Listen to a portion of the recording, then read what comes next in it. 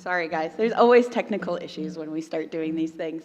But where I come from in Wisconsin, the majority of our farming systems are in freestall facilities, with only 5% or so intensely grazing. And why are we in freestall facilities? And that's because we have very cold winters and very warm summers. And so land access and having consistency year round is not something that we have the luxury of. And then that's led us into freestall housing. But I know you guys have thought a lot about compost bedded packs.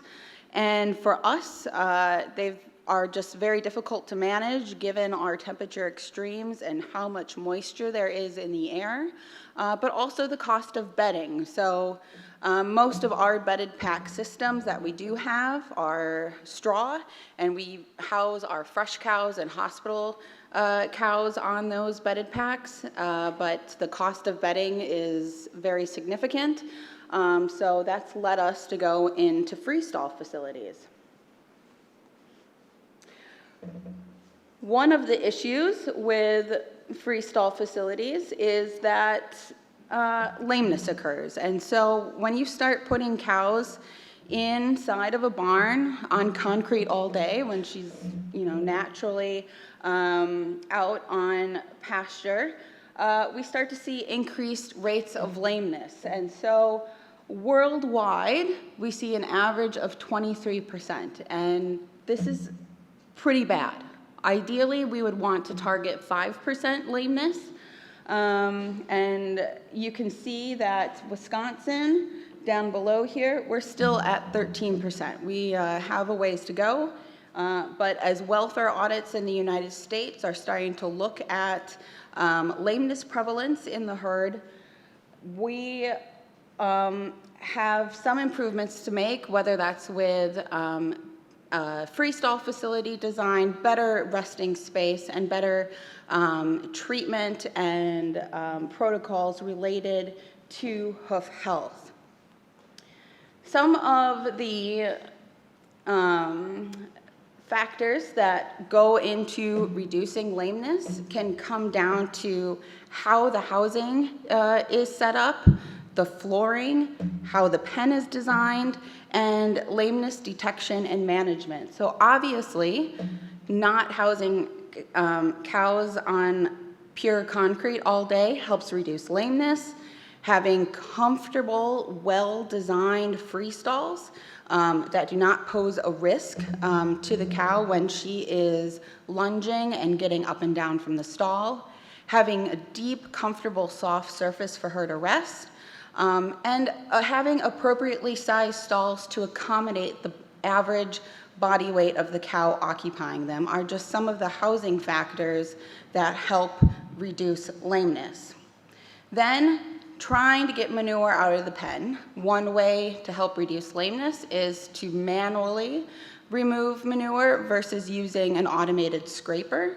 So one of the concerns with automated scrapers is the manure pie that will cover the cow's hoof when she's standing in the pen. And so one way to try and reduce the amount of manure exposure to the hoof is when cows are out of the pen for milking, going through with a skid steer and removing the manure manually helps reduce lameness. And then having some access to pasture also helps reduce lameness. And so for us, we target outside access for our dry cows. Not so much with our milking cows, but dry cows, that's kind of our recovery time. And so we'll start to see more herds putting their dry cows out on pasture. And then when it comes to feed bunk area, we prefer headlocks instead of post and rail because that helps decrease competition at the bunk. And then making sure that the pen is nice and open. So we have wide alleyways because that is how cows are going to move around the freestall pen. And we want to make sure that she has plentiful space so that there's no dominance behavior going on and cows having restricted access either to feed, water, or a resting space. And then it comes down to management and being able to detect lameness early on, and having an effective foot bath program, as well as easy access to a trim chute. So what are our herds that are producing over 141 kilograms of milk per cow per day doing? And so our herds that are having the most success are housing their cows on deep, loose bedded stalls.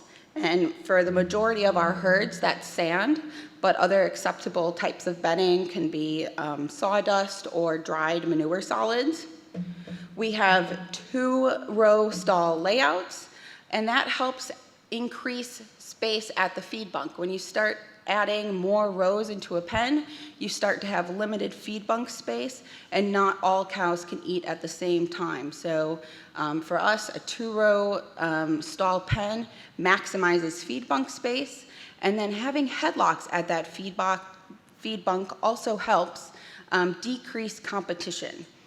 Then we want to strategically use rubber flooring. So common areas where we would put rubber would be in the holding area, the parlor, or in transfer lanes, because we don't want to put rubber flooring in the main milking pen.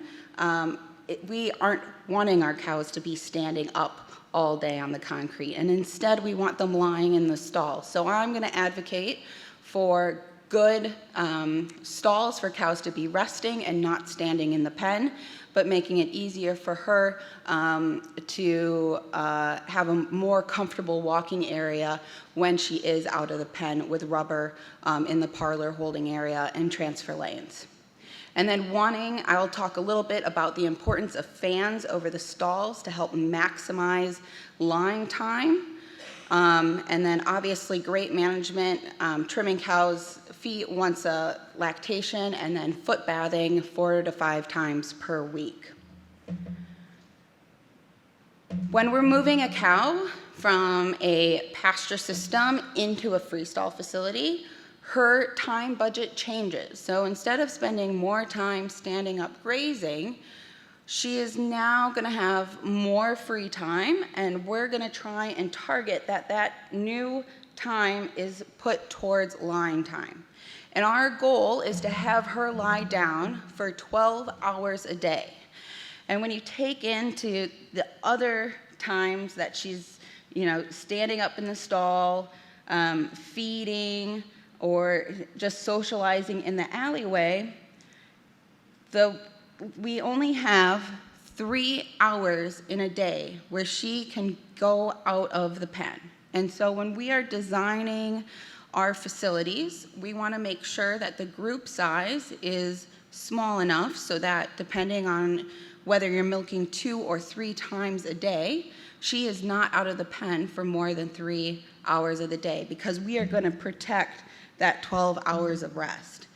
Once we start going over 3 hours out of the pen, her daily time budget for lying is going to go down, and then we're going to see detrimental effects in terms of milk production and hoof health. So my group really focuses on maximizing lying time, and my boss, Dr. Nigel Cook, has been the main proponent for freestall facilities with deep sand bedding. There we go. So again, we have very good access to sand in Wisconsin. I know that sand isn't always available depending on what part of the world you're in, and it also does wreak havoc on a manure system. So when you do add sand to an intensive facility, you also have to consider how you are going to manage the manure with the sand. But in terms of overall benefit to the cow, we believe that we can, there are ways to manage manure, sand-laden manure, and we're gonna push to have sand bedding or any type of deep loose bedding for the cow's resting area.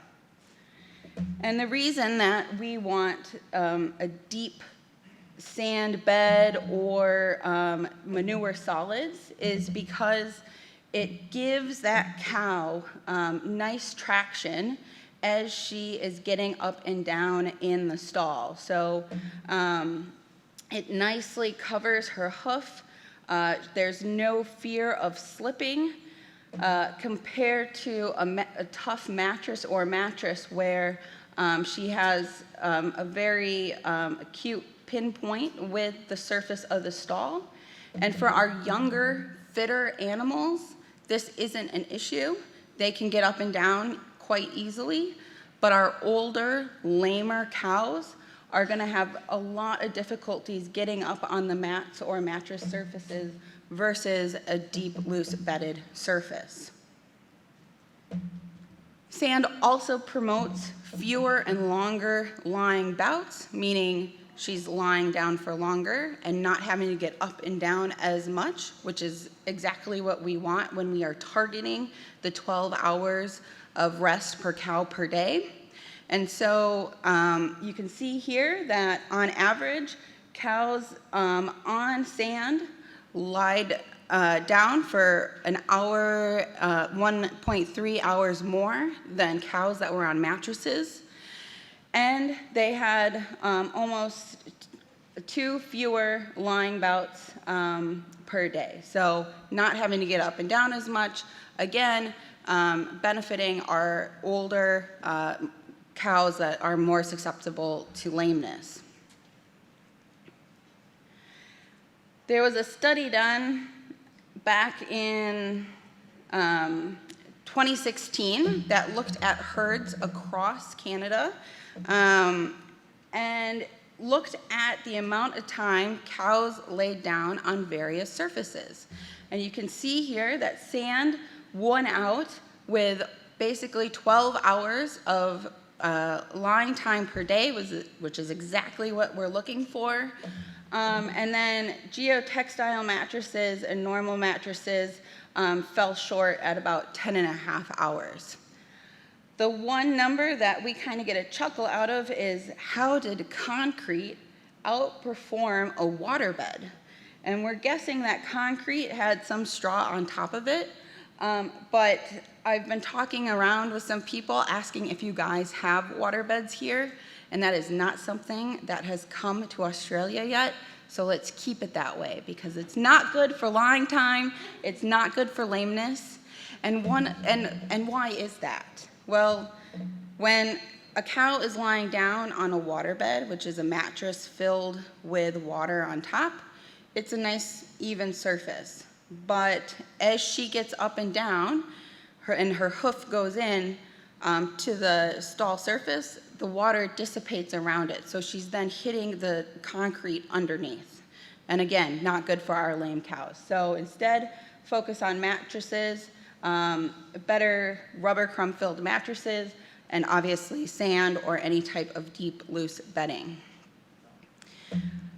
One of the things that we're, facing in our industry, we still have social license to dairy farm, but consumers are starting to ask for more oversight with welfare programs. So one of the things that welfare programs are going to start looking at to evaluate housing is hock and knee scores. And so here with this study, you can see that we had more cows that were lame on mattresses versus a deep bed, but also a huge increase in hock lesions as well as knee lesions. So one way to help overcome some of these lesions in a mattress facility would be to have more bedding on top of the mattress surface. And although I'm a huge proponent for sand bedding and deep loose bedded stalls, there are mattress herds that have equivalent rates of lameness to farms that are using deep loose bedded stalls. So you can see here on the right hand side the percent high group cows that are lame and severely lame with all of the different farms. The blue diamonds are sand herds and the yellow are mattress herds. And you can see that there are mattress herds that are equivalent in lameness rates to the sand herds. So it comes down to management. It doesn't mean that if you do have a mattress system that it's not gonna, you're gonna obviously have high rates of lameness, but you can achieve similar rates of lameness as the sand herds. And one of the things that plays into mattress herds with lower rates of lameness is what type of mattresses they have. So we prefer mattresses that have a rubber, crumb, or foam composite. The thicker, the better. But just because you have a mattress doesn't mean nothing needs to go on it. We still need to add bedding to help with traction, as well as reduce those hock and knee lesions that I saw before. But hopefully you guys are clear. I've made it clear we want to have a nice soft surface for our cows to lie on. And once we get beyond the stall surface, we're going to start looking at the overall freestall design. And so we've been working with freestalls now for over 40 years. And we've had a lot of trial and error over those 40 years. And so my hope today is to talk through some of the problems that we've seen and how we've overcome those, so that as the farms here that are looking at going to an intensive system can avoid some of the pitfalls that we've experienced. But oftentimes we'll see insufficient resting space, not good stall dividers, where the stall dividers are limiting how the cow can get up and down in the stall. Things in the way, whether it's a neck rail when she's getting into the stall itself, maybe there's a brisket locator that's too big that prohibits her from getting up. So I'm gonna walk through some of those things that we've seen and talk about how to avoid them. So this video is showing a cow out at pasture and how she gets up and down as she would with no restrictions around her. The blue rectangle is where she was when she was lying down, and now you can see the yellow is where she is after she's risen. But when she gets up, she does a lunge and bob. You can see that her head goes out, goes up and down, and then she comes forward and out. And so ideally, in an ideal situation, we would be able to accommodate the cow's natural rising behavior, but we're gonna have to make a compromise when we move her inside into a freestall facility, because we're not going to allow her to move forward. We're gonna have to keep her within that blue box, but we're going to want to design the freestall so that she can still lunge forward and bob up and down as she is rising.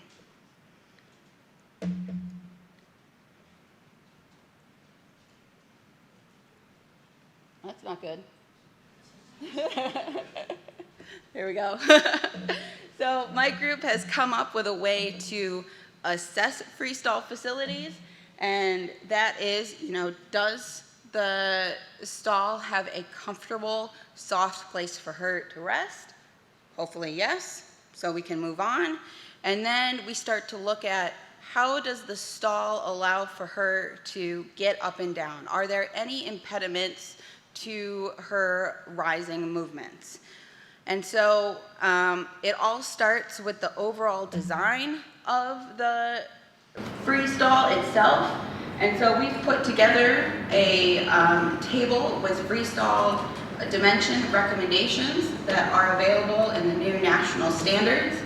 But it all comes down to the average size of the animal using the pen. So you may have a question, what do you do when you have first lactation heifers with older mature cows? You're gonna have to find a balance but we tend to design the pens to accommodate those larger, older animals, knowing that we might have some dirtier stalls with our younger heifers that are occupying them. But ideally, you would be grouping cows together that are all in a similar lactation stage as well as age group. So some of the research that has been done has looked at stall design and has found that there's longer resting times in wider stalls and less lameness in wider stalls. So we want to make sure that when the cow is lying down in the stall itself, she is not going over into the next pen, and that she's got enough space without risk of injury from the divider loops rubbing up against her.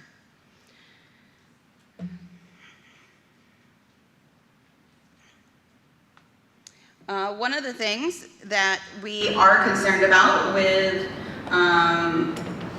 cows lying in the stalls is diagonal lying. So lots of times early on in our 40-year history of freestalls, we would have stall beds that were short and narrow, hoping that we can restrain cows and restrict her into a very specific lying space.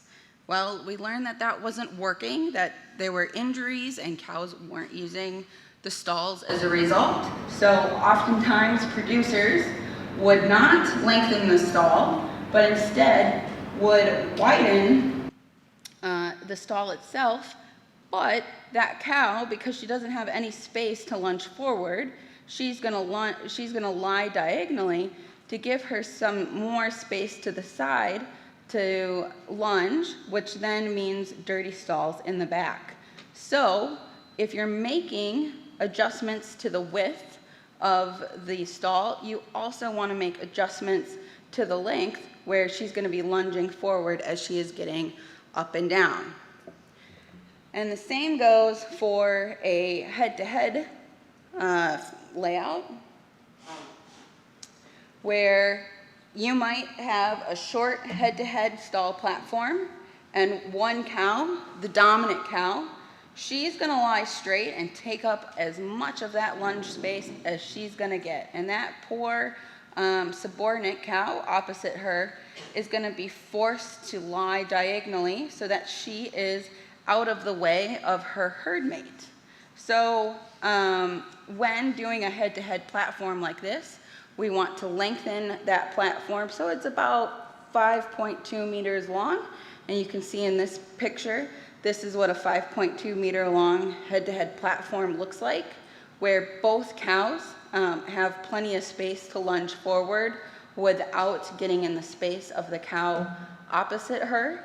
And the reason why we kind of cut it off at 5.2 meters in length is that if you go any longer, you're going to start to have issues with how to mount the freestalls themselves. So 5.2 meters is our recommended length for a head-to-head stall layout.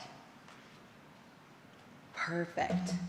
So next, that gets me to where can the cow lunge? So again, remember, when she's getting up and down, she's going to move forward about 0.3 meters, and then she's going to rock up and down with her head. And if you've got a mounting system that's in her way, maybe something up front that's in her lower bob zone, she's going to try and lie diagonally away from those obstructions so that she has space to get up and down. The brisket locator, this thing here in the sand itself, that helps define the front of the resting space for the cow. And in a big, appropriately sized stall, we want to see a brisket locator. If it's not there, she's going to lie too far forward and contaminate the back of the bed. If you have a short stall, that brisket locator is going to be in the way, so take it out. But if you're starting off today and building a new facility with all of the right recommendations, you will need a brisket locator in your stall. But we want to make sure that it's not too high so that as she is getting up and needs to push back out of the stall, because again, that's what we are asking her to do as a compromise to her rising movement, she needs to be able to put her foot over the brisket locator. So for us, that would be no more than 10 centimeters high, ideally. The other place we look at for obstructions that we've commonly seen would be what we call a deterrent wire. So if for some reason, oftentimes due to a poor divider loop design, we'll see cows that try and go through the front of the stall and get stuck. And so one thing farmers do to try and prevent that from happening is to put a deterrent wire. But they'll put the deterrent wire down here, which when she's lying down, she sees that as an obstruction to her space, so she's going to try and lie diagonally. Whereas wanting to put ideally you'd want to put the deterrent wire above her head so that when she's lying down, she doesn't know it's there. She can easily lunge forward, no problems. But when she's standing in the stall, she sees it and she knows, oh, I can't go forward. There's also been new designs in freestalls where the mounting systems, we have a double mounting system in the front that's raised so that we can have more stability to the divider loop itself, but also not obstruct the area where the cows is lunging forward. So that gets me to the divider loop itself. I'm sure you have seen a lot of different divider loops marketed on the internet. We have seen freedom stalls, basically, that literally let the cow lay however she wants, as seen there. We see lots of divider rails with weird bends in different places where this tells her, oh, I can lunge to the side, and she often gets stuck. And ideally, this is the one and only divider loop that works well for keeping cows in the stall without risk of injury. But what does the divider loop do? It helps determine where the cow can lunge, either to the front or the side, and it keeps her stationed straight in the pen. So here's just an example of one poor divider loop design. You can see here that the lower divider rail, which is the most important aspect of the divider stall itself, because it helps tell her where she can lie down. If everything else is wrong about the divider loop, we don't care. It's this lower divider, the lower divider rail that is the most important aspect of the divider loop itself. But if it is too high, she cannot lunge to the side, so she'll be forced to lunge forward. But as you can see in this divider loop design, there's an obstruction right there in the front as well. So this poor cow has nowhere to lunge to the side or to the front. So we would recommend getting rid of these stall dividers and putting in new ones. There's another one where you have a really wide open divider loop, but it's too low to the ground. So when it's too low like that, the cow's gonna think, oh, I can lunge to the side, and as a result, get herself caught. So the appropriate height for that lower divider rail is 30 centimeters from the top to the stall surface. And we also want to make sure that it doesn't come too far out from that brisket locator or whatever is defining the lateral resting space of the stall. My boss went out and was surveying a bunch of herds, and he noticed time and time again all this shiny metal. And consistently it came back that cows were rubbing up against the metal after about 51 to 56 centimeters from that brisket locator.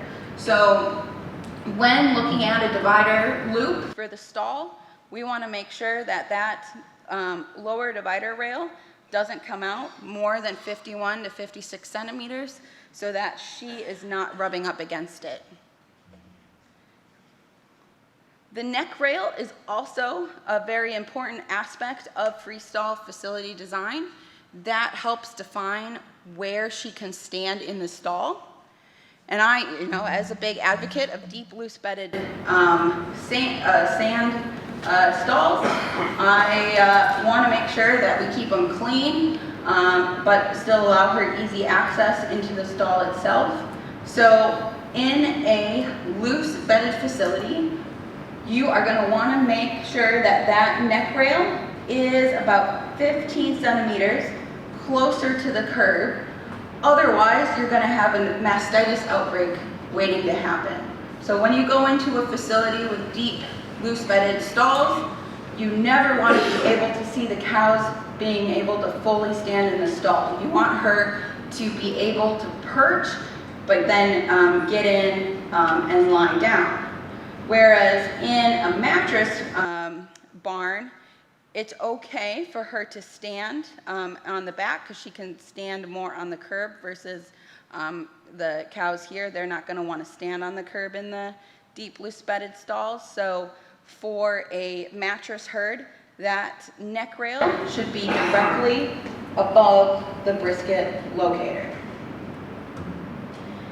And then pulling it all together. So, when I'm looking at trying to decide what type of a divider rail I'm looking for, I'm going to make sure that I don't have too long of a lower divider rail, that there is sufficient space between the top and the bottom of the divider rail, because that's going to help place the neck rail in the right height position. And once this part of the stall is, done and secure, I don't really care how the back of the loop looks. That comes down to preference. Lots of farmers decide to go with an angled loop like this because when a cow is moving out of the stall, it's easier for her to move her head as she's getting in and out of the stall. So these recommendations can all be found on the Dairyland Initiative website as well as in the national standards. But those were some of the things that I look at whenever I'm going into a freestall facility to see, is the resting space comfortable? But once we figure that out, our next step is how do we keep cows lying down, especially when it's hot? Because we are having some really hot summers in Wisconsin. And so a lot of our farmers are complaining. We're getting calls about bunching, and this is one of the behaviors that drives farmers absolutely nuts. You can see here, beautiful sand-bedded freestall facility with fans over the resting space, but cows are seeking out what they think is the coolest part of the barn because it's dark, and instead of lying down in these beautiful stalls, they're now going to the darkest part of the barn. And so we have these beautiful, naturally ventilated barns that are letting a lot of light in, causing this detrimental behavioral response to heat. And so we're moving more towards mechanical ventilation. One thing to note is the importance of how the barn is oriented. We recommend orienting our barns east to west because less light is coming in through the sidewalls and an open ridge in a naturally ventilated barn versus a barn that's oriented north to south where you would have direct sunlight coming into the resting area from 6 a.m. to 6 p.m. Also, from where I'm from, a lot of our winds are coming from the north and the south, so having our sidewalls open to the prevailing winds helps with our naturally ventilated facilities. But one thing I want to make sure that we're all on the same page on is what ventilation is. And ventilation is the provision of fresh air into a building space, and that fresh air is going to help displace heat, humidity, and noxious gases.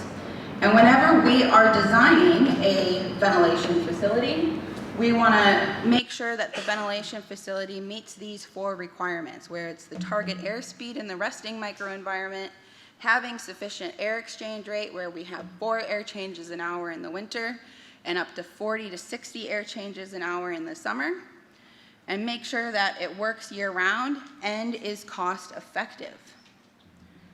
Research out of Canada has shown that mechanical ventilation or having fans over the stalls does increase milk production. Imagine that, of 2.6 to 4.2 kilograms of milk per cow per day. So there's research backing the need for having some sort of a ventilation system or fans over the resting space. There's various types of ventilation systems for our freestall facilities. Most common is a naturally ventilated barn with high open curtain sidewalls and an open ridge and a fairly steep roof to help with wind passing over the barn. But like I showed you with the bunching and how that is driving farmers crazy, we're starting to look at ways to enclose the barn, not only to make it darker so that we don't see the bunching behavior, but also so that we have consistency year-round. So we start going into mechanical, where there might be a hybrid ventilation option, where we naturally ventilate in the winter and then close the barn up and rely on exhaust fans on the short end of the barn to exhaust or to increase our ventilation rate in the summer and create fast-moving air in the resting space. There's tunnel ventilation, where again, the air is moving perpendicular to or parallel to the feed lane down the length of the barn, with inlets on one end and exhaust fans on the other. And then a cross-ventilated facility, which is more common in our larger dairy facilities, where there's a lower roof pitch and air moves across the width of the barn, where you have a curtain inlet and exhaust fans on the opposite end. But these systems comes with pros and cons. Naturally ventilated facilities are the cheapest option most of the time. They have low maintenance requirements, low running costs for the fans. Our tunnel systems are the most expensive, with our cross facilities being more economical for our larger herds. And the difference between the cross baffle and the cross fan is, instead of having fans over the resting space to create fast-moving air, they'll use baffles, which are curtains, over the head-to-head stalls to create fast-moving air as air is traveling across the width of the barn. Just some basic principles of natural ventilation is having open curtains to maximize the prevailing winds in the summer.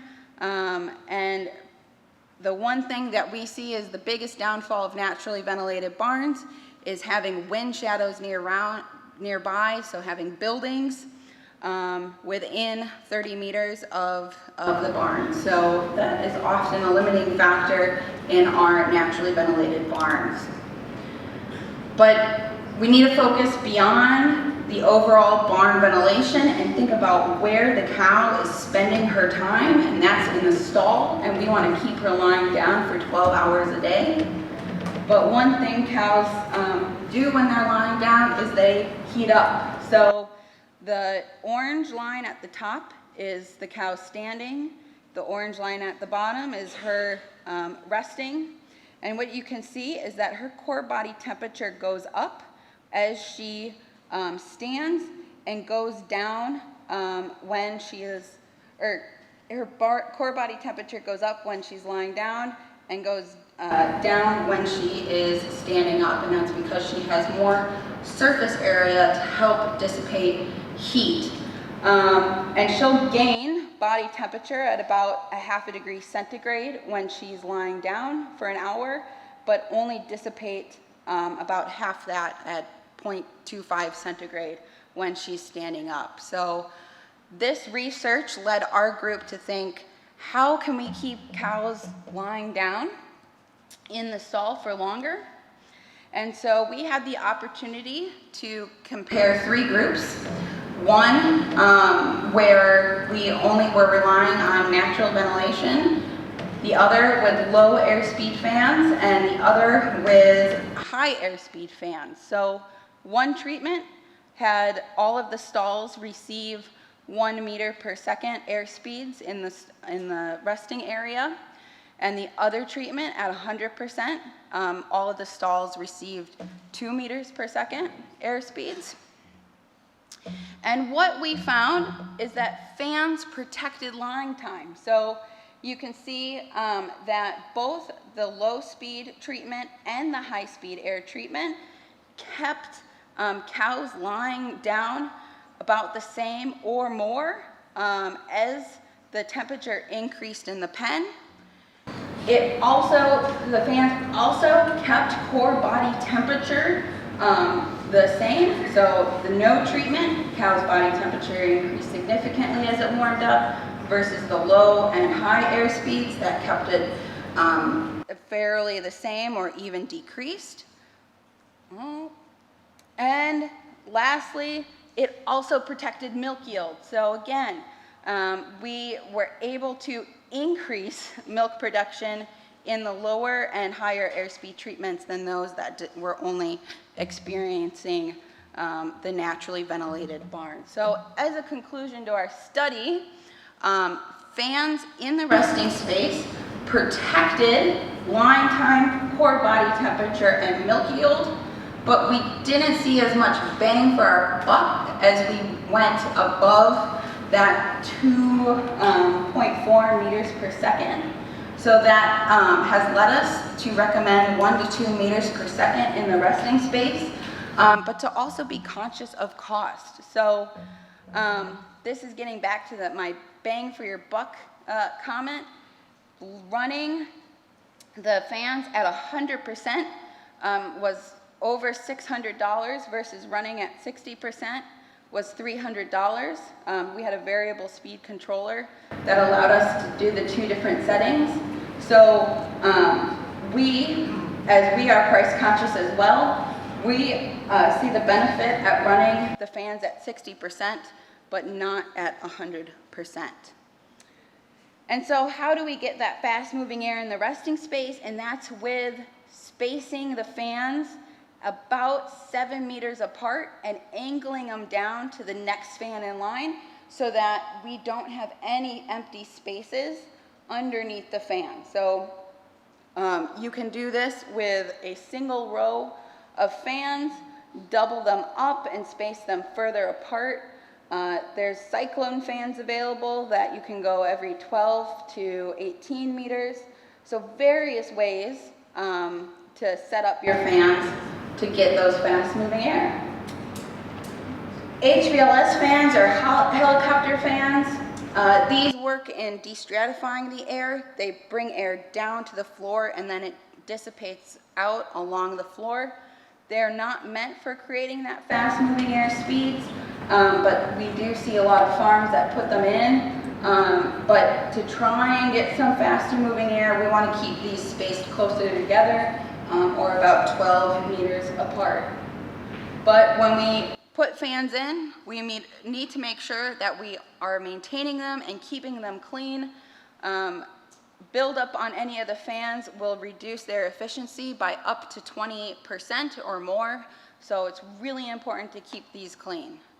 But to conclude, There's much more in the national guidelines as well as on the Dairyland Initiative website.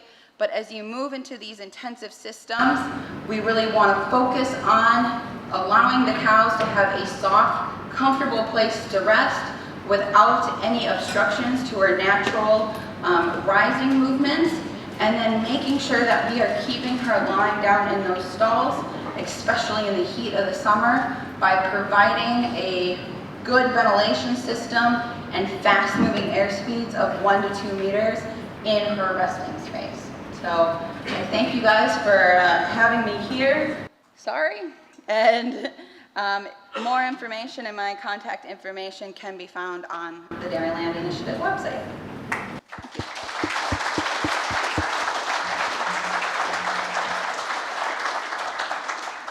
Thank you so much, Courtney. That was absolutely fantastic. And wow, we were hoping for practical tips and application from the expert. That was amazing. Thank you so much. We have a few minutes for questions, so I'm sure there will be many. Sand is most easily available in Wisconsin, and most of our herds, over 60% in freestall facilities, are using sand. So it just means that we have more accessibility to farms with sand, and as a result, they're in our studies. But from our clinical experience going out onto farms, we really don't see much difference in terms of sand versus deep manure solids. And I think as an industry in the US, and as we are becoming more conscious of sustainability, sand might not be a long-term option. So we are going to have to look at using manure solids for deep bedding, and that's going to be a challenge for us on how to adapt those deep manure solids in our environment with our extremes. So it's coming for us, but yeah, no difference. Deep, loose bedding is the best, bottom line. Thank you. Thanks, Courtney. We have another question there. Maddie? Hi, thank you. I'm also from the University of Sydney and the barn manager of Moxie Farms, which is an intensive barn system. I just had a couple of ones. In terms of that sand allocation, you want the deep bedding. Do you have a recommended kilos of sand per cow per day? I knew you were going to ask in kilos, and I know for pounds it's 50 pounds, so whatever the conversion is. That's okay, I can Google that one. The other question I had was the material of the dividers. All the studies and all the images you had were all metal. I've seen other things of sort of flexi, hard plastic. Is there any, I guess, guidance to suggest that metal is the way to go? Yeah, so a lot of the plastic ones that we've seen out there, they don't meet our requirements for defining the lateral resting space for the cow, so that's why we don't recommend them. If they were to change the design of the plastic divider loops themselves, they would be totally applicable. You know, one fear may be injury from the metal divider loops, but again, if you have wide enough stalls, they're not, the divider loop isn't restricting that line movement, it shouldn't be an issue. So for us, you know, metal is pretty easy to come by, and that's just what we use. I've got a question about how you're assessing lameness. We're talking about circa 20% lameness. Is that cows with an incident of lameness in a lactation, or is it concurrent lameness within the herd? We do both. For that study, it was within one lactation. But we'll do both just to try and get a prevalence. We recommend doing locomotion scoring once a week when cows are returning from the parlor to try and get an overall assessment of the herd's lameness rate at that point in time.